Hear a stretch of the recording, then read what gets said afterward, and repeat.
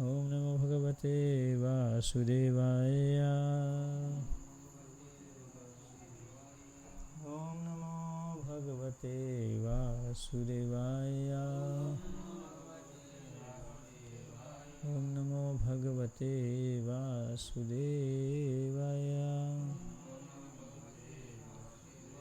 श्रीमद्भागवतम स्कंद 1 अध्याय का शीर्षक है मुनियों की जिज्ञासा।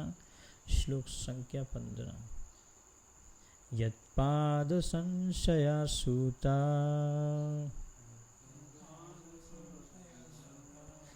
यत्पाद संशयः सूता मुनयः प्रशमायनः मुनयः प्रशमायनः सद्यः पुनाति उपाश्रितः सद्यः पुनाति उपाश्रितः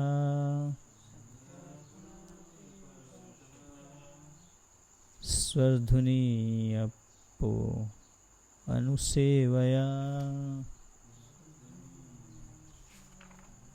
स्वरधुनीयपो अनुसेवया।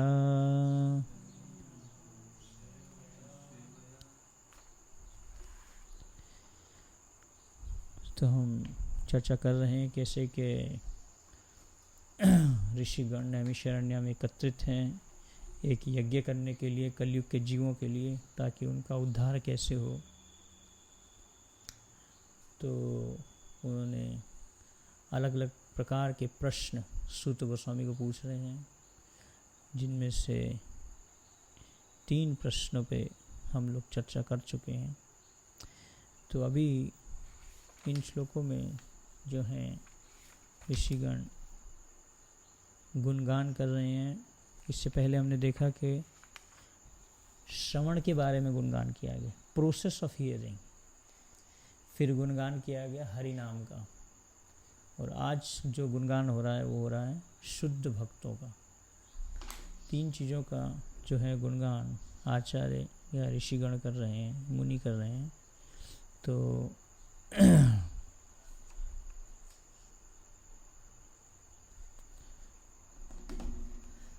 तो ये तीन चीज़ें बहुत महत्वपूर्ण हैं हमारे लिए। श्रवण, हरि नाम का जप और शुद्ध भक्त। इन तीनों के बिना हम भक्ति में कुछ भी नहीं कर सकते। तो हमने देखा कि हरि नाम का कितना महत्व है कि अगर कोई जाने अनजाने में भी भगवान का नाम ले लेता है तो वो बहुत बड़े जो भय है उससे बच सकता है।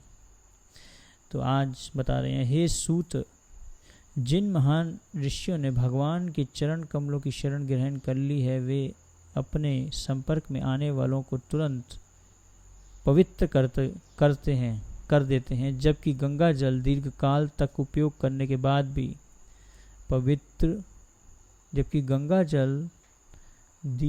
दीर्घ काल तक उपयोग करने के बाद ही पवित्र कर पाता है। Suta, those great sages who have completely taken shelter of the lotus feet of the Lord can at once sanctify those who come in touch with them. तो महान भक्त जो हैं उनके संपर्क में अगर कोई आता है, कौन से भक्त? जिन्होंने पूर्ण रूप से भगवान का आश्रय लिया है, भगवान कृष्ण का पूर्ण रूप से प्रतिक्षणास्वादन लोलुपस्य वंदे गुरो श्री चरणारविंद। हर एक क्षण जो महान भक्त हैं वो क्या सोचते हैं? प्रतिक्षणा आस्वादन लोलुपस्य, वो भगवान के चरण कमलों की सेवा कर रहे हैं प्रतिक्षणा। तो ऐसे भक्तों के संपर्क में अगर कोई आता है तो वो क्या करते हैं? एकदम से, कोई भी उनके संपर्क में आता है तो एकदम से, एट वंस, प्रभुपाद लिख रहे हैं ट्रांसलेशन में, एकदम से। आई थिंक ये वर्ड्स में भी आएगा, सद्यः, सद्या मतलब एट वंस, एकदम से क्या होता है, व्यक्ति जो उनके संपर्क में आता है, those who come in touch with them they immediately become sanctified, Shankar यानी तुरंत पवित्र कर देते हैं। अभी शुद्ध भक्तों का यहाँ पे जो तुलना की गई है, किससे की गई है, गंगा के जल से, जबकि गंगा जल दीर्घ काल तक उपयोग करने के बाद ही पवित्र कर पाता है। गंगा जल भी पवित्र करता है, लेकिन सद्या नहीं है, उसमें एकदम से नहीं हो पाता, तुरंत नहीं हो पाता। लेकिन जो शुद्ध भक्त हैं, अगर उनके संपर्क में कोई आता है तो तुरंत वो जो भी उनके संपर्क में आता है उसको शुद्ध कर देते हैं। तो प्रभुपाद जी का बहुत सुंदर तात्पर्य है, pure devotees of the lord are more powerful than the waters of the Ganges. Prabhupada लिख रहे हैं गंगा जल से भी बहुत, कल टुमारो इज द जानू सप्तमी, जानू सप्तमी, जानवी तटवने जगमन लोभा।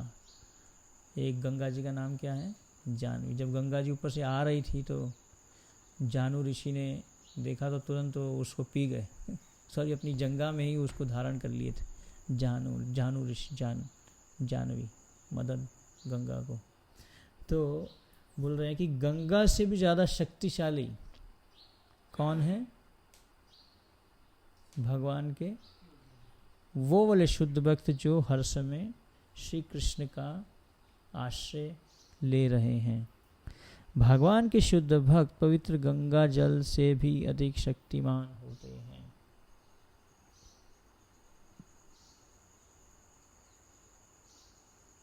One can derive spiritual benefit out of prolonged use of the Ganges water. अगर किसी को आध्यात्मिक लाभ चाहिए तो उसको गंगा जल का दीर्घ काल तक प्रयोग करना पड़ेगा, तो ही उसको गंगा जल का आध्यात्मिक लाभ मिल पाता है। लेकिन जो शुद्ध भक्त होते हैं उनके संपर्क में आते ही तुरंत आपको शुद्धिकरण हो जाता है हमारा। But one can be sanctified at once by the mercy of a pure devotee of the Lord. एकदम से जो है एक व्यक्ति पवित्र हो सकता है जब वो शुद्ध भक्त उसके ऊपर में कृपा करते हैं।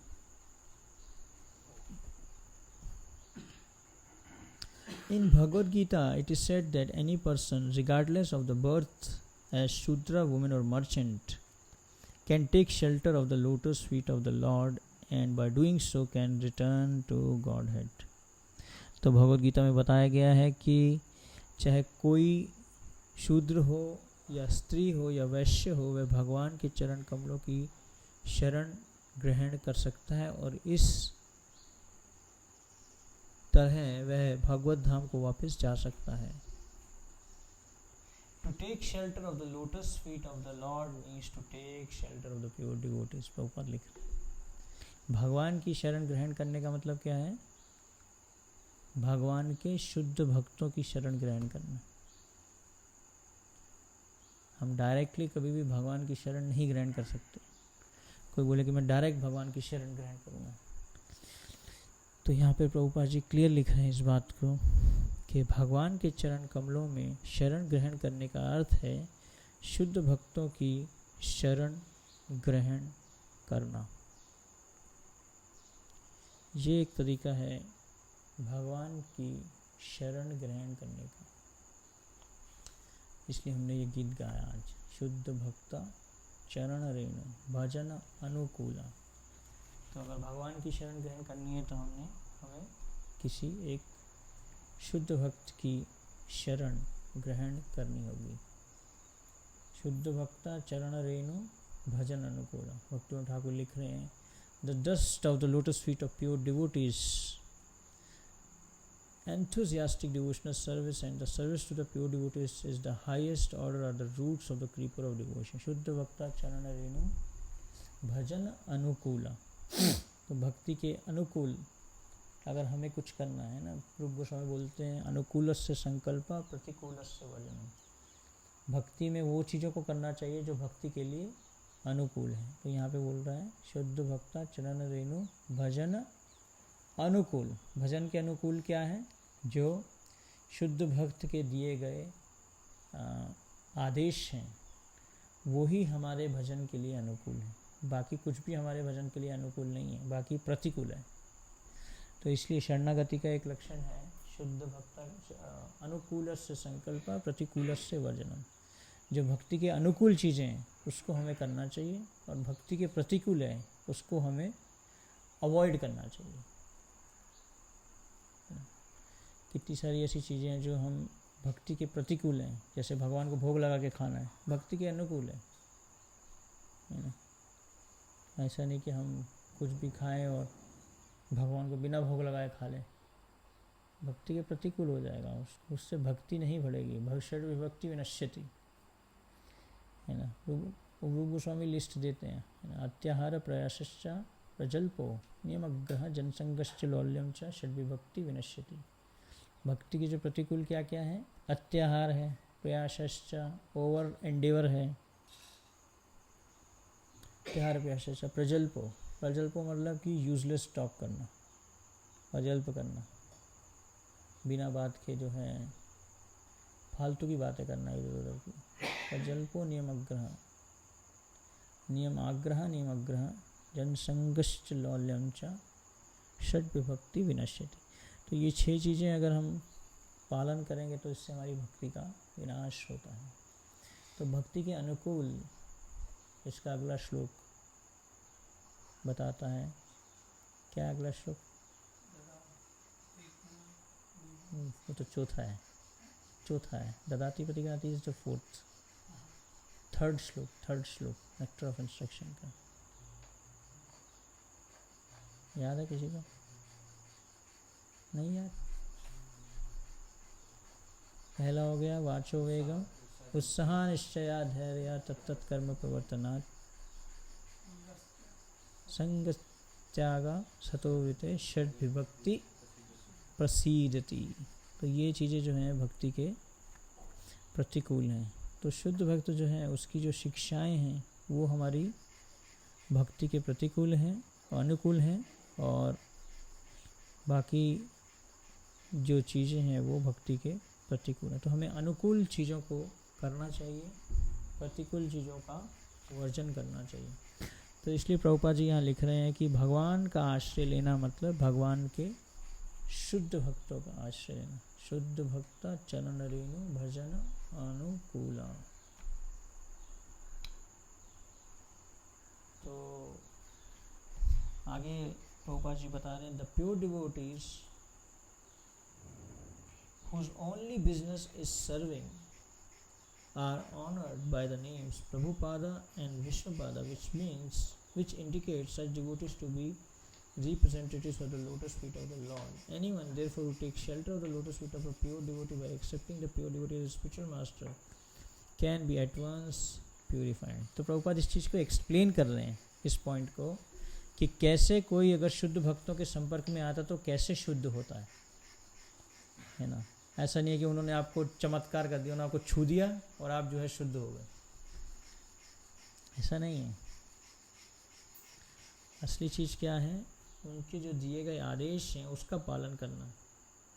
Anyone who takes shelter of the lotus feet of the pure devotee by accepting the pure devotee as a spiritual master can be at once purified.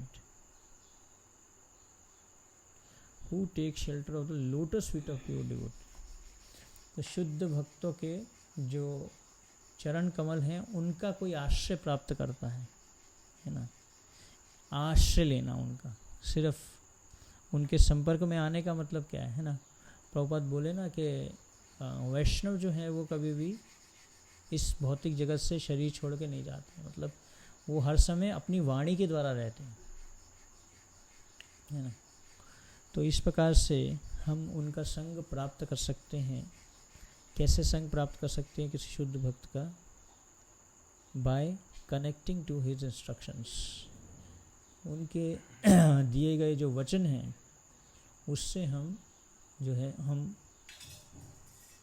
उनका संग प्राप्त कर सकते हैं। प्रभुपाद जी बोलते हैं as long as my books are there I am living, जब तक मेरी बुक्स कोई पढ़ेगा तब तक जो है मैं जीवित रहूँगा। इसलिए प्रभुपाद जी की जो मूवमेंट है वो अगले 10,000 सालों तक बुक्स के बेस पे जो है स्प्रेड होगी। इसलिए प्रभुपाद जी ने बोला बुक्स आर द बेसिस। तो इसलिए भगवान का जो शुद्ध भक्त हैं, भगवान के जो शुद्ध भक्त हैं वो शक्ति रखते हैं गंगा जी से भी ज़्यादा, है ना। गंगार परश होइले पाश्चात्य पावन, दर्शन पवित्र करो यही तुम्हारा गुण, है ना।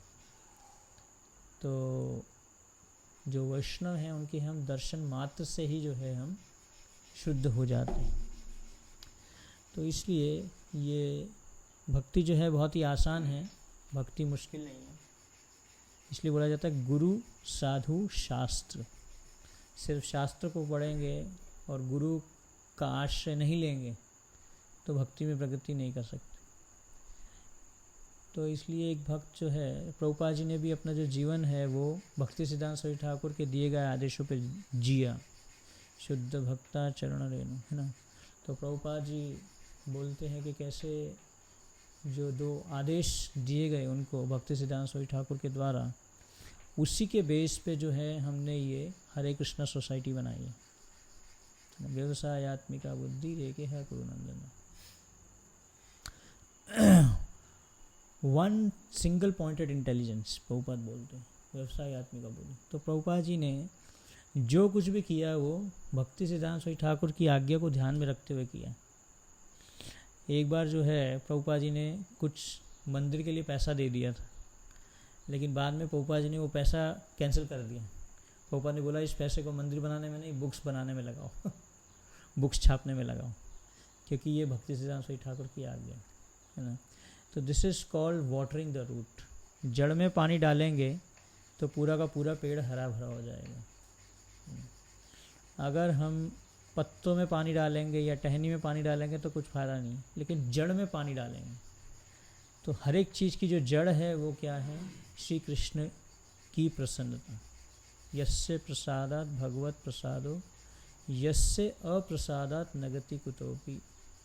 अगर हम भगवान को प्रसन्न करना चाहते हैं तो हमें उनके प्रतिनिधि को प्रसन्न करना होगा। डायरेक्टली कोई भी कृष्णा को प्रसन्न नहीं कर पाता, है ना। जैसे हम एक बार पहले भी आपको बता चुके हैं कि एक बार भक्ति सिद्धांत स्वामी ठाकुर के पास में एक व्यक्ति आया और उसको भक्ति सिद्धांत स्वामी ठाकुर ने बोला आप कौन हैं? तो उसने बोला आई am a servant of Krishna, मैं जो है कृष्ण का दास हूँ। तो भक्ति सिद्धांत स्वामी ठाकुर ने बोला मेरे पास आपके लिए कोई टाइम नहीं है। फिर एक और व्यक्ति आया, उसको भी पूछा आप कौन हैं?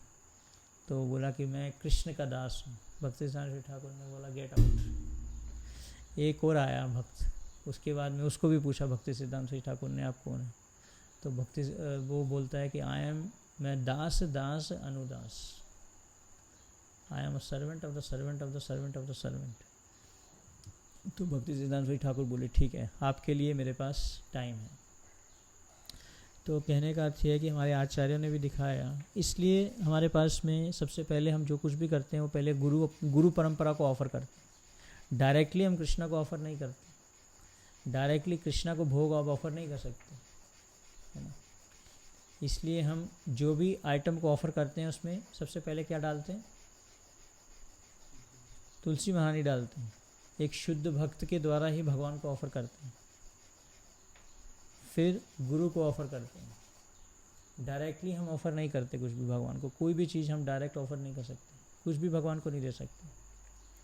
तो इसलिए यहाँ पे जैसे बताया जा रहा है कि जो भगवान के भक्त हैं वो हमें तुरंत शुद्ध कर सकते हैं, लेकिन हमें क्या करना पड़ेगा, उनके दिए गए जो आदेश हैं उनका पालन करना पड़ेगा।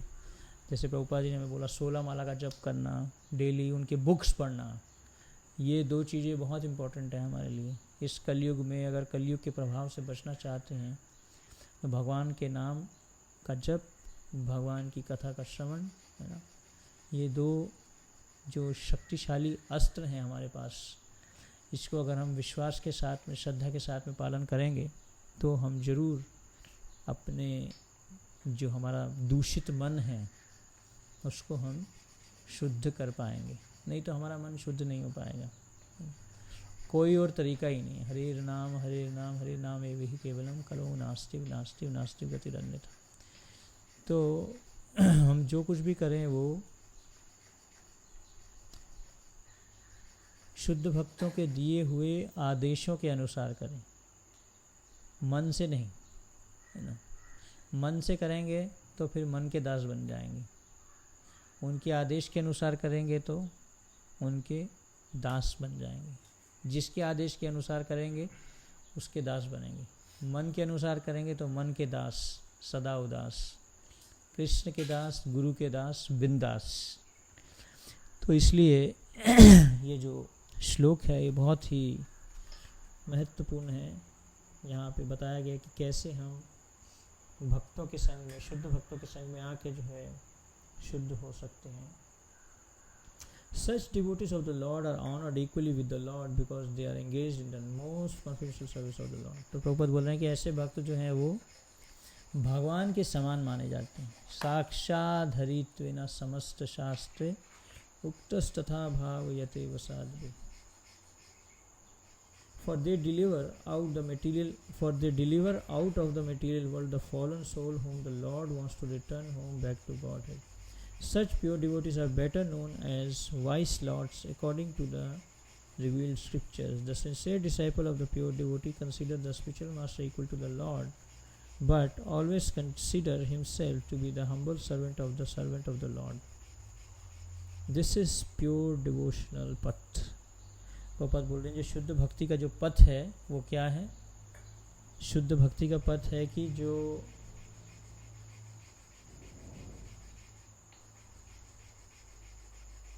भक्त है वो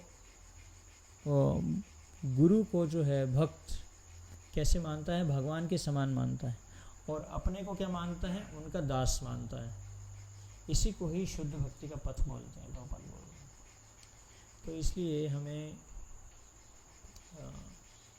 शुद्ध भक्ताचरण तो हमें फोकस करना चाहिए, देखना चाहिए कि मैं कौन सी ऐसे आदेश हैं जिनका पालन नहीं कर रहा, और जो कौन से आदेश है जिनका कर रहा हूँ पालन, उसको कैसे अच्छे से पालन किया जाए। अच्छे से मतलब कि अच्छी भावना से, हृदय से उस आदेश को इस तरीके से पालन किया जाए कि कैसे भगवान को प्रसन्न किया जाए, भक्तों को प्रसन्न किया जाए।